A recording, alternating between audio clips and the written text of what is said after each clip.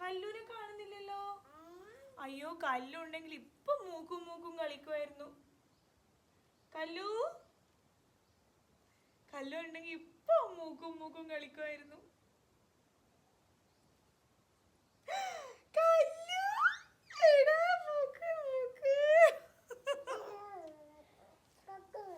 അയ്യോ, കല്ലു കല്ലു കല്ലുണ്ടെങ്കിൽ ഇപ്പൊ അമ്മക്കൊരു ഉമ്മ തരുമായിരുന്നു.